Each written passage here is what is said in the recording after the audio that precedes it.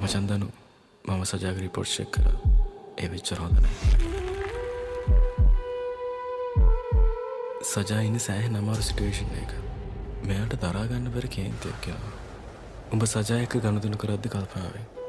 මෙයාගේ ට්‍රීට්මන්ට් එක කරනකම් අපි මෙයා පරිස්සමට බලා ගන්න ඕනේ.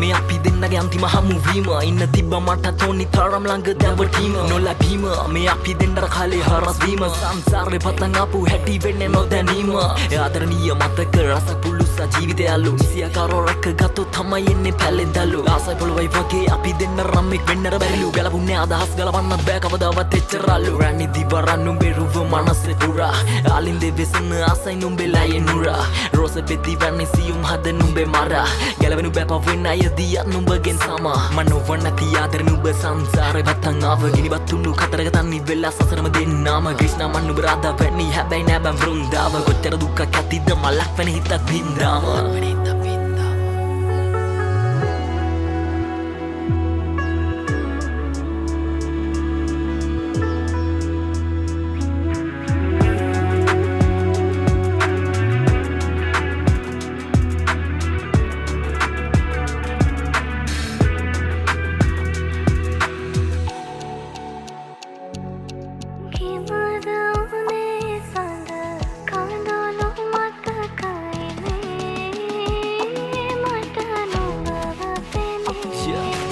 කඳුළු ගැට හංගා හින්න හින්න අද බෑ මට තවත් මේ ආදරේ නමට නම් කොහොමද නැහැ උදාවුනේ හිට වින්දර දුක්ඛ කෙතර මේ ප්‍රශ්න වලින් නෑ ගලවුම් මදන්නේ දෙන්නට කවදාවත්